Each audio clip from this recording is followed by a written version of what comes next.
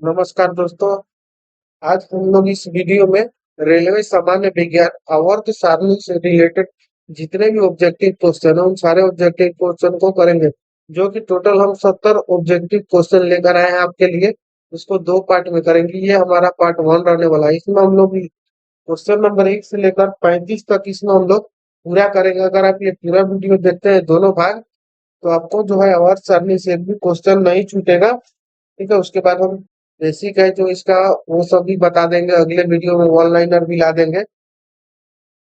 ठीक है, ये हमारा क्या है, आधुनिक आवर्त सारणी है। चलिए अब हम क्वेश्चन की ओर बढ़ते हैं। तो सबसे पहले हम क्वेश्चन देखते हैं क्या है। तो हमारा सबसे हमारा पहला सवाल है, तत्वों का सबसे पहले वर्गीकरण किसने किया था।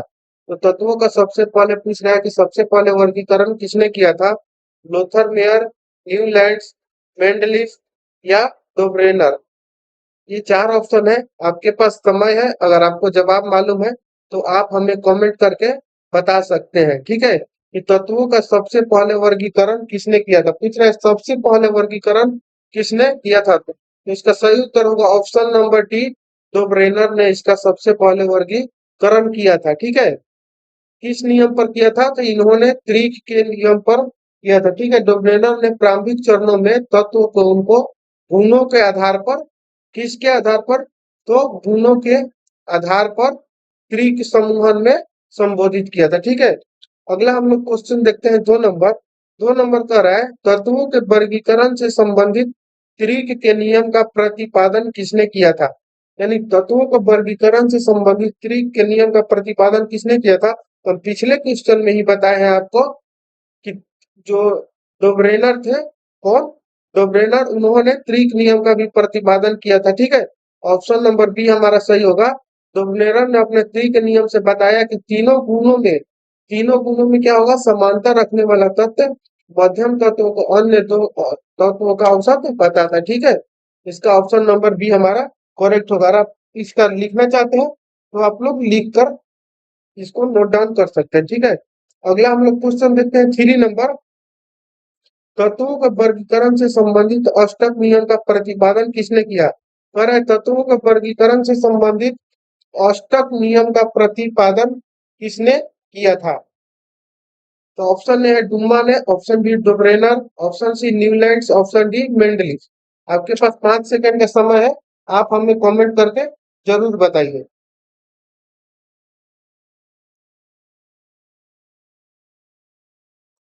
तो इसका सही उत्तर होगा ऑप्शन नंबर सी, न्यूलैंड्स ने। न्यूलैंड्स ने अष्टक नियम प्राप्त क्या किया था, अष्टक नियम का प्रतिपादन किया था। कौन, तो न्यूलैंड्स ने। ठीक है, जिसने उन्होंने देखा कि आवर्त सारणी में हर आठवें तत्व, कौन सा तत्व, हर आठवें तत्व, हर आठवें तत्व के गुण मिलते हैं, लेकिन ये बाद में क्या हुआ, तो गलत साबित हो गया। ठीक है, अगले क्वेश्चन की ओर बढ़ते हैं हम लोग। अगला हमारा क्वेश्चन कह रहा है, किस वैज्ञानिक ने सर्वप्रथम आवर्त सारणी का निर्माण किया। यानी पूछ रहा है किस वैज्ञानिक ने सबसे पहले आवर्त सारणी का निर्माण किया था। ऑप्शन ए है Mendeleev, option B Moseley, option C Dalton, option D Rutherford. तो आप हमें कमेंट करके इसका आंसर जरूर बताइए कि सर्वप्रथम किस वैज्ञानिक ने आवर्त सारणी का निर्माण किया था।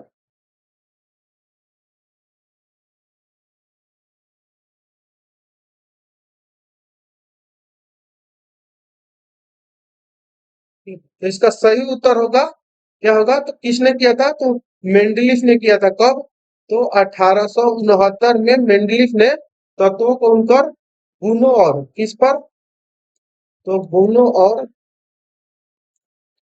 और परमाणु द्रव्यमान पर मेंडलीफ ने किस पर सजाया था, तत्वों को, तो गुणों पर और परमाणु द्रव्यमान पर उनको व्यवस्थित किया था। ठीक है, उसके बाद आवर्त सारणी प्रस्तुत की, जिससे अनदेखा रुझान सामने आया। जिसके बाद क्या किया गया, तो उसमें रुझान आया जो कि क्या था, बहुत सारे उसमें दोष थे। अगला देखते हैं क्वेश्चन।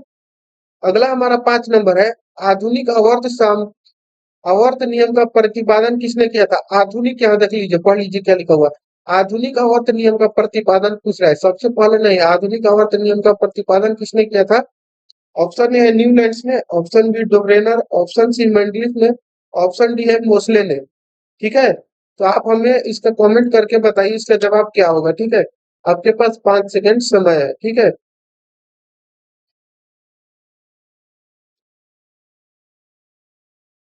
तो इसका सही उत्तर क्या होगा? हेनरी मोसले ने। कौन? हेनरी मोसले ने। ठीक है, हेनरी मोसले ने यह स्थापित किया कि तत्वों का क्रम बढ़ते हुए परमाणु संख्या किस पर? बढ़ते हुए परमाणु संख्या। ठीक है, बढ़ते हुए परमाणु संख्या के अनुसार होना चाहिए। मोसले ने हेनरी मोसले ने कहा कि कैसे होना चाहिए? तो बढ़ते हुए परमाणु संख्या के अनुसार होना चाहिए। और न्यूलैंड्स ने क्या दिया था? तो न्यूलैंड्स ने कि किसका नियम दिया था? अष्टक का दिया था, अष्टक का। और डोब्रेनर ने क्या दिया था? तो त्रिक का नियम दिया था। ठीक है, अब मेंडलीफ ने कैसे सजाया था? तो मेंडलीफ ने उसको कैसे सजाया था? तो परमाणु द्रव्यमान पर। किस पर? तो परमाणु द्रव्यमान पर, जो कि इन तीनों का गलत था। ठीक है, सभी तत्वों के लिए लागू नहीं हो रहा था। तो अंत में मोसले जो था वो परमाणु संख्या पर इसको व्यवस्थित किए। इसी तरह से हम लोग समझते हुए चलेंगे। अगला हम लोग क्वेश्चन देखते हैं। अगला 6 नंबर है। ऐसे ही आराम से हम लोग देखते हुए चलेंगे, आप लोग को गड़बड़ाने की जरूरत नहीं है। एक एक क्वेश्चन हम लोग आराम आराम से करेंगे। ठीक है, मेंडलीव की आवर्त सारणी में तत्वों के वर्गीकरण का आधार क्या है? यानी कि मेंडलीव के आवर्त सारणी में तत्वों के वर्गीकरण का आधार क्या है? ये हम क्वेश्चन आपको बता चुके हैं। इसका हमें आप कमेंट करके जरूर बताइएगा। अगर नहीं बताते हैं तो आपको इस वीडियो को देखने का कोई फायदा नहीं है, हमारी बात सुनने का कोई फायदा नहीं है, क्योंकि अगर आप मेरी बातों को ध्यान से सुने होंगे तो इसका जवाब आपको मालूम होगा। तो हम पिछले क्वेश्चन में हम आपको बताए हैं कि कैसे, तो परमाणु मेंडलीव जो थे कैसे बताए थे? तो परमाणु द्रव्यमान के अनुसार कैसे व्यवस्थित किए थे? तो परमाणु द्रव्यमान के अनुसार। ऑप्शन नंबर ए हमारा सही होगा। मेंडलीव की आवर्त सारणी में तत्वों के वर्गीकरण का आधार क्या था? तो परमाणु द्रव्यमान। अब परमाणु संख्या पर किसने किया था? तो परमाणु संख्या पर किसने किया था? तो मोसले ने, हेनरी मोसले ने। अगला हम लोग क्वेश्चन देखते हैं। आधुनिक आवर्त सारणी में तत्वों को वर्गीकरण का आधार क्या है? ये भी क्वेश्चन आप ही लोग को बताना है, क्योंकि ये भी क्वेश्चन का हम आंसर बता चुके हैं। ठीक है, आपके पास 5 सेकंड है, बताइए इस क्वेश्चन का आंसर।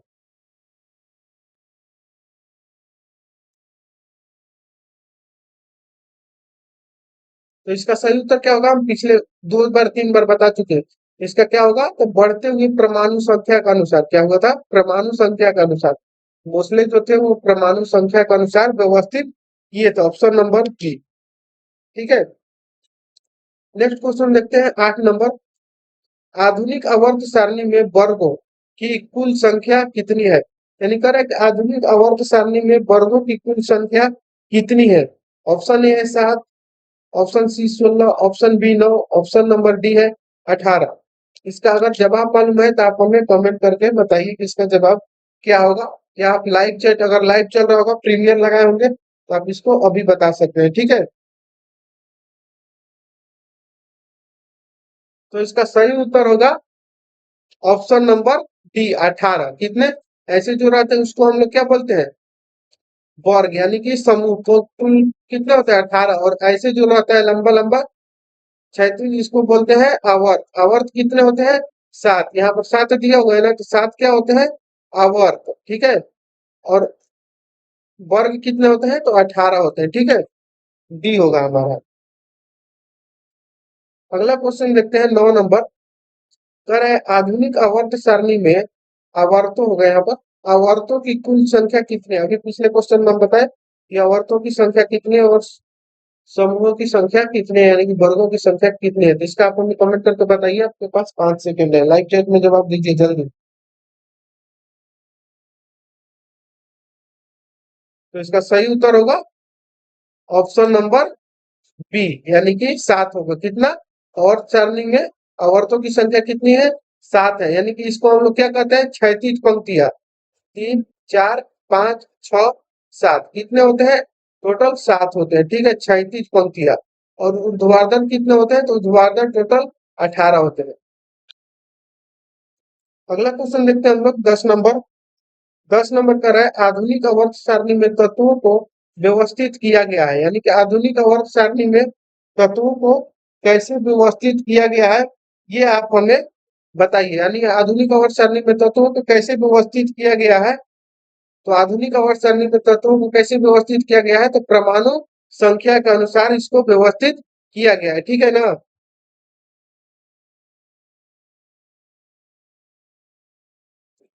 यानी कि परमाणु कैसे, तो परमाणु संख्या के अनुसार, तो बढ़ते हुए परमाणु संख्या कैसे, बढ़ते हुए परमाणु संख्या में ऑप्शन नंबर डी, ठीक है। इसका सही जवाब होगा ऑप्शन नंबर डी। अगला हम लोग क्वेश्चन देखते हैं, क्वेश्चन नंबर 11।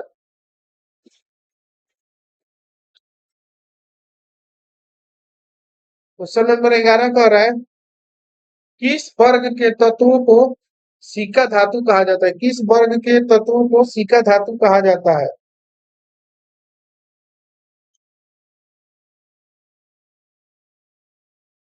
किस वर्ग के तत्वों को सिक्का धातु कहा जाता है, 1, 11, 12, 14।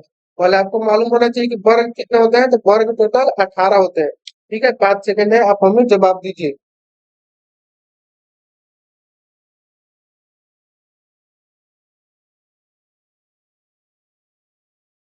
तो समूह कितने, समूह यानी कि वर्ग 11 के तत्वों को हम लोग क्या कहते हैं, तो सिक्का धातु कहते हैं। 11 तत्व, 11 को क्यों, क्योंकि इसमें कौन कौन आता है, तो 11 में तांबा आ जाएगा, उसके बाद क्या आएगा, चांदी आएगा, सोना आएगा, ये सब क्या आता है, तांबा चांदी सोना वर्ग 11 के अंतर्गत आते हैं। इसलिए इन्हें प्राचीन काल से मुद्रा बनाने के उपयोग में किया जाता है, इसलिए इन्हें हम लोग सिक्का धातु भी कहते हैं। कितने को, वर्ग 11 को, ठीक है। Option number B. अगला हम देखते हैं 12 नंबर, शून्य समूह में रखे गए तत्व किस नाम से जाने जाते हैं। यानी शून्य समूह में रखे गए तत्व किस नाम से जाने जाते हैं, ये हमें बताना है। ऑप्शन ए है हाइड्रोजन, ऑप्शन बी है क्षार धातु, ऑप्शन सी क्षारीय मृदा, ऑप्शन डी निष्क्रिय तत्व। तो पहले आपको मालूम होना चाहिए कि शून्य समूह कौन सा होता है। ऐसे तो समूह टोटल कितने होते हैं, 18। तो 18 समूह को ही हम लोग शून्य समूह कहते हैं, ठीक है। एक एक से स्टार्ट होता है 18 तक, न कि जीरो से। पूछ रहा है शून्य समूह में रखे गए तत्व किस नाम से जाने जाते हैं, यानी कि शून्य किसको बोलते हैं, 18। 18 में कौन से तत्व होते हैं, तो शून्य समूह में आने वाले तत्वों को हम लोग क्या बोलेंगे, निष्क्रिय तत्व को बोलेंगे। क्या, निष्क्रिय तत्व कौन कौन आएगा इसमें, हीलियम आएगा, नियोन आएगा, क्रिप्टन आएगा, जेनॉन आएगा, रेडॉन आएगा, ठीक है। ये सब क्या है, तो निष्क्रिय तत्व है, इसलिए ऑप्शन नंबर डी हमारा क्या होगा, सही हो जाएगा, ठीक है।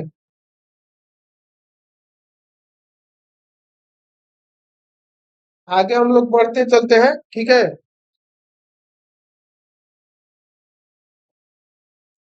अगला है 13 नंबर, सबसे भारी धातु है, सबसे भारी धातु है। तो सबसे भारी धातु आप हमें बताइएगा, चांदी, सोना, पारा, ओस्मियम।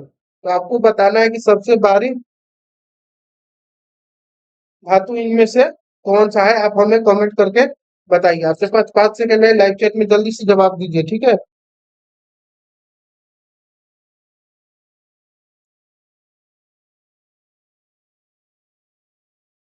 कौन होगा, तो ओस्मियम। ओस्मियम जो है सबसे घने और भारी धातुओं में से एक माना जाता है, किसको, ओस्मियम को, ठीक है। अगला हम लोग देखते हैं 14 नंबर। 14 नंबर का है, सबसे हल्की धातु है, सबसे हल्की धातु कौन है, आप हमें बताइए। ऑप्शन ए है magnesium, option B aluminium, option number C है प्लेटिनियम, ऑप्शन नंबर डी है लिथियम, ठीक है। आपके पास 5 सेकंड है, जवाब दीजिए लाइव चैट में।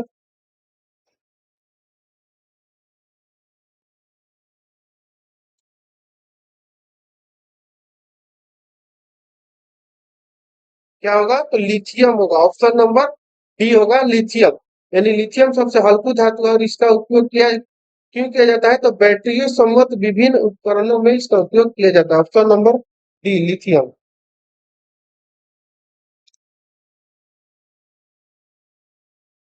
ठीक है। इसको नोट डाउन कर लीजिए, अगर लिखना है तो लिख लीजिए।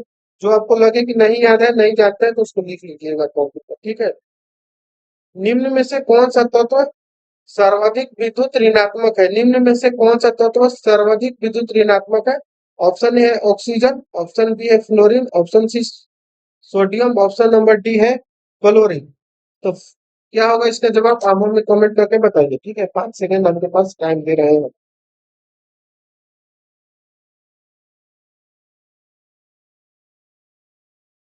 तो इसका सही उत्तर होगा ऑप्शन नंबर बी फ्लोरीन। सर्वाधिक विद्युत ऋणात्मक कौन है? तो फ्लोरीन है। क्यों? क्योंकि फ्लोरीन का क्षमता जो होता है ना, इलेक्ट्रॉनिक क्षमता सबसे उच्च है, जिसके आसानी से इलेक्ट्रॉन प्राप्त करता है। इसीलिए क्या है? विद्युत ऋणात्मकता। विद्युत ऋणात्मक इसलिए है क्योंकि फ्लोरीन की इलेक्ट्रोफोलिक जो क्षमता होती है वो सबसे उच्च होती है, जिससे ये आसानी से इलेक्ट्रॉन क्या करता है? ग्रहण कर लेता है। इसीलिए इसकी क्या है? तो विद्युत ऋणात्मकता सर्वाधिक अधिक होती है। Option number B. आगे देखते हैं हम लोग 16 नंबर। पढ़िए 16 नंबर क्या कर रहा है? आधुनिक आवर्त सारणी के समूह एक में मौजूद एकमात्र अधातु कौन है?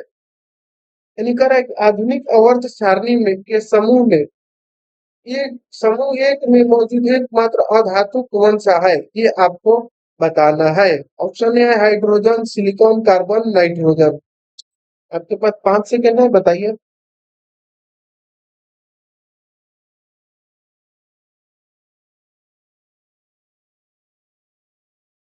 पहले तो ये देखते हैं कि सारणी समूह में कौन कौन आता है। सिलिकॉन तो रहता नहीं, कार्बन रहता नहीं, नाइट्रोजन रहता। तो हाइड्रोजन होगा हमारा। क्या होगा? हाइड्रोजन। ऑप्शन नंबर ये हमारा सही होगा।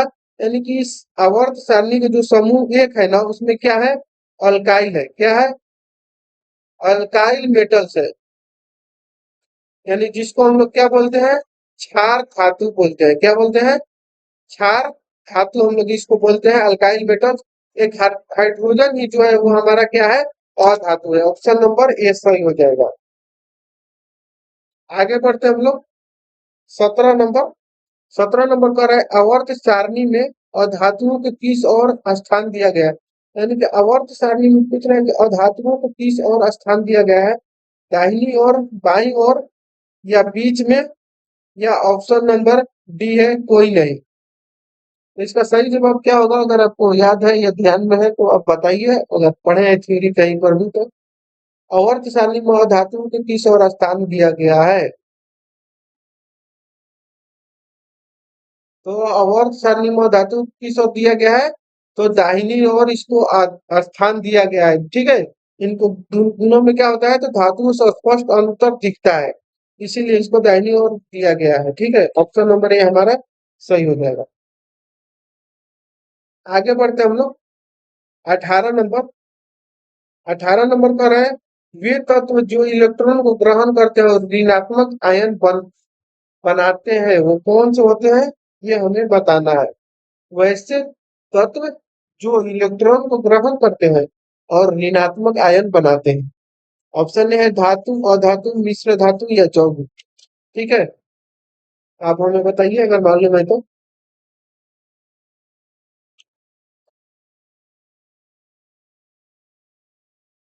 क्या होगा? अधातु। अधातु ऐसे तत्व है जो इलेक्ट्रॉन को ग्रहण करते हैं। क्या करते हैं? तो इलेक्ट्रॉन को ग्रहण करके ऋण आयन बनाते हैं। ठीक है, इलेक्ट्रॉन को ग्रहण करके ऋण आयन बनाते हैं। ठीक है, अगला हम लोग क्वेश्चन देखते हैं 20 नंबर। किस वर्ग के तत्वों का गलनांक उच्चतम होता है? पूछ रहा है किस वर्ग के तत्वों का जो गलनांक होता है वो सबसे उच्चतम होता है? 2a, 4a, या 3a, या ऑप्शन नंबर डी है 5a। ठीक है, अब आपको अगर समझ में आ रहा है किस वर्ग के तत्वों का गलनांक उच्चतम होता है तो आप हमें बताइए। ठीक है,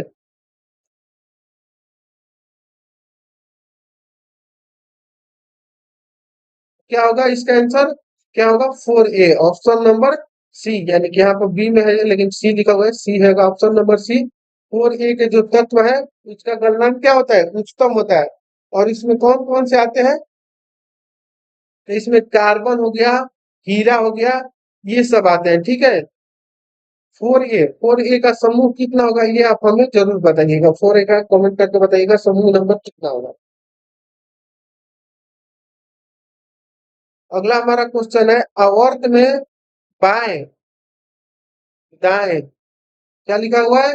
बाएं दाएं से जाने पर, यानी कि बाएं से क्या होगा, बाएं से दाएं जाने पर इलेक्ट्रॉन प्रति, ये क्वेश्चन थोड़ा गलत टाइप हुआ है, प्रति में क्या परिवर्तन होता है, यानी कि कह रहा है कि आवर्त में बाएं से दाएं जाने पर इलेक्ट्रॉन में क्या परिवर्तन होता है, बढ़ती है, घटती है, अपरिवर्तित रहती है, इनमें से कोई नहीं। इसका आप हमें कमेंट करके बताइए।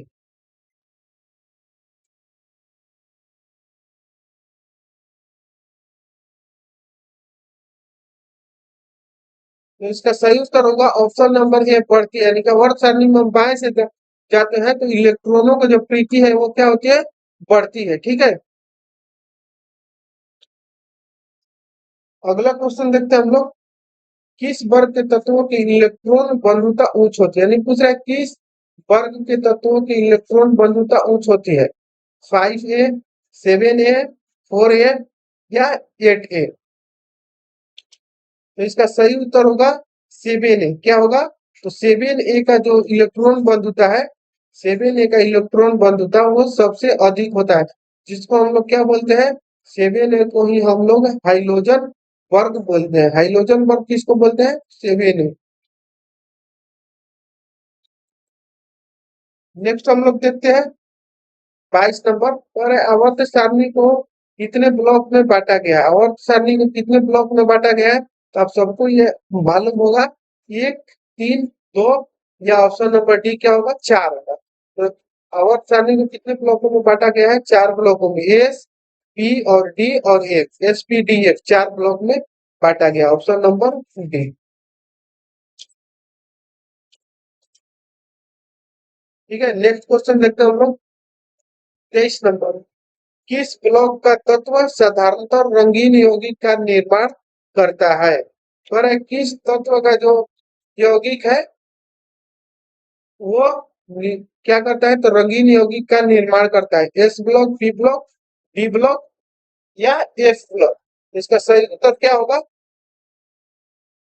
आप हमें बताइए इसका सही उत्तर क्या होगा।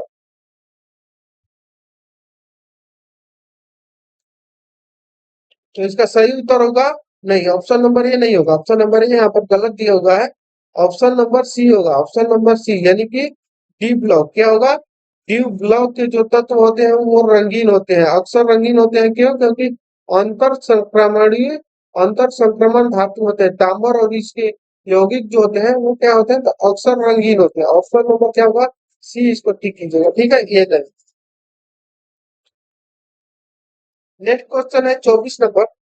जब कोई उदासीन परमाणु एक इलेक्ट्रॉन ग्रहण करता है तो उसके फलस्वरूप उत्पन्न ऊर्जा कहलाता है, यानी जब कोई उदासीन परमाणु एक इलेक्ट्रॉन ग्रहण करता है तो उसके फलस्वरूप उत्पन्न ऊर्जा कहलाता है, क्या कहलाता है, इलेक्ट्रॉन बंधुता, आयन विभव, विद्युत ऋणात्मकता, इनमें से कोई नहीं।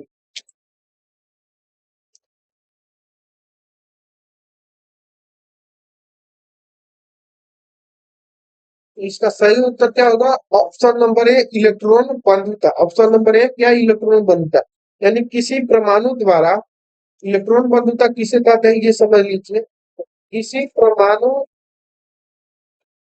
इसको आप लोग अच्छे से लिखने में थोड़ा नहीं बन रहा है क्योंकि नए नए है ना पैड, इसीलिए नहीं, इस पर नहीं लिखा रहा है। किसी परमाणु द्वारा इलेक्ट्रॉन, किसी परमाणु द्वारा इलेक्ट्रॉन ग्रहण करते समय, किसी परमाणु द्वारा इलेक्ट्रॉन ग्रहण करते समय जो ऊर्जा क्या होता है, जो ऊर्जा मुक्त होती है उसे इलेक्ट्रॉन बंधुता कहते हैं।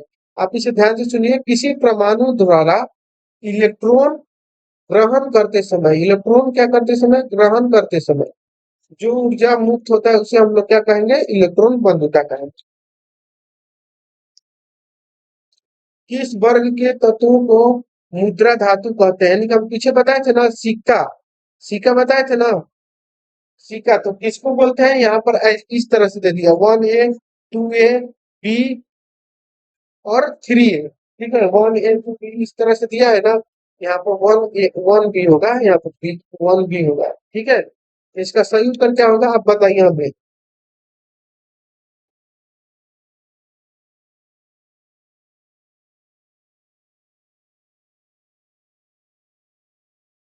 1B, यानी कि इसे बी ग्रुप के रूप में भी दिखाया जाता है, तो इसका सही उत्तर क्या होगा, ऑप्शन नंबर सी, यानी किस वर्ग के तत्वों को मुद्रा धातु कहते हैं, तो 1B को कहेंगे, 1b। और 1b और किसको भी कहा जाता है ये आप हमें जल्दी से बताइए, ठीक है। 1b और किसको हम लोग बोल सकते हैं, बताइए तो जरा।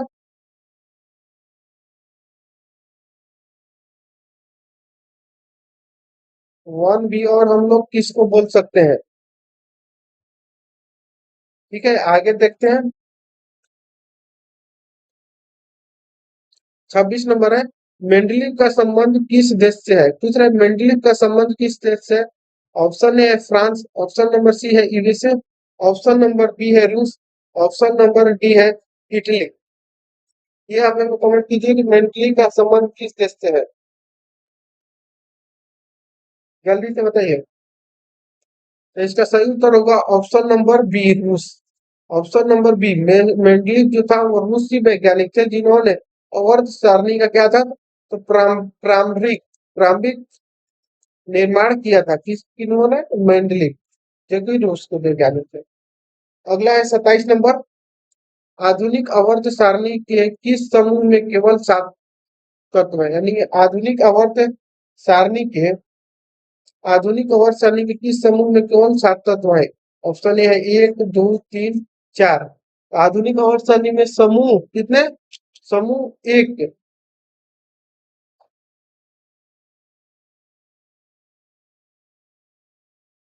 क्या होगा, तो समूह एक। ऑप्शन नंबर ए हमारा समूह सही होगा। समूह एक में क्या है, तो केवल 7 तत्व है।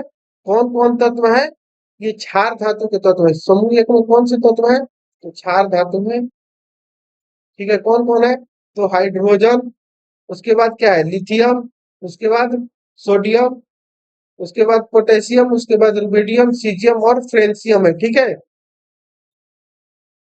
अगला देखते हैं हम लोग 28 नंबर। 28 नंबर का है, किस वर्ग के तत्व को अयस्क बनाने वाला तत्व कहा जाता है। किस वर्ग के तत्वों को अयस्क बनाने वाला तत्व कहा जाता है, 5a, 6a, 7a या 4a।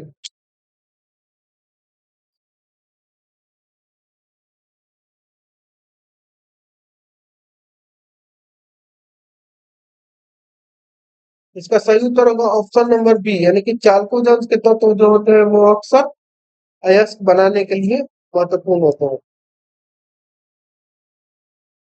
आगे बढ़ते हैं 29 नंबर, किस वर्ग के तत्वों की संयोजकता दो होती है, किस वर्ग की तत्वों की संयोजकता दो होती है।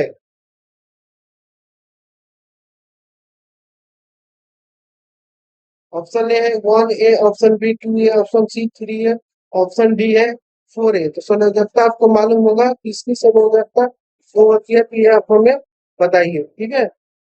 ये आप हमें कमेंट करके बताइएगा। अगला है, सबसे हल्का तत्व है, सबसे हल्का तत्व कौन सा है। ऑप्शन ए है हाइड्रोजन, ऑप्शन बी है हीलियम, ऑप्शन नंबर सी है लिथियम, ऑप्शन नंबर डी है सोडियम। सबसे हल्का तत्व कौन है, ये आप हमें बताइए।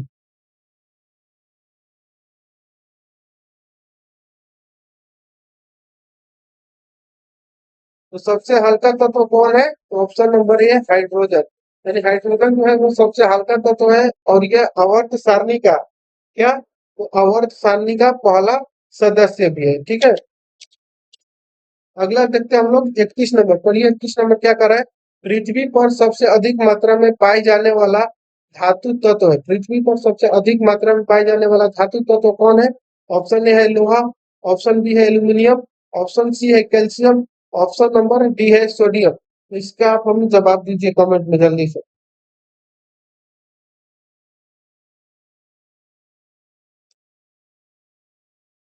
तो इसका सही जवाब क्या होगा आप बताइए, यानी कि पृथ्वी पर सबसे अधिक मात्रा में पाए जाने वाला धातु तत्व कौन है। तो ऐसे तो दिया हुआ है उस बुक बुक में, जो दिया हुआ है एल्युमिनियम दिया हुआ है, लेकिन ऐसे होता है क्या, लोहा। ऑप्शन नंबर है, यानी कि पृथ्वी पर सबसे अधिक मात्रा में पाई जाने वाला कौन सा प्रचुर मात्रा में है, तो लोहा है, ऑप्शन नंबर ए। अगला क्वेश्चन है 32 नंबर, पृथ्वी पर सबसे अधिक मात्रा में पाए जाने वाला तत्व है, तो सबसे अधिक मात्रा में पाए जाने वाला तत्व कौन है, ये आप हमें बताइए। ऑप्शन है oxygen, option B silicon, option number C aluminium, option हमारा डी है लोहा। तत्व पूछ रहे हैं, सबसे अधिक मात्रा में पाए जाने वाला तत्व कौन है। 5 सेकंड टाइम है, ये अगर नहीं बताइएगा तो कुछ नहीं बताइए।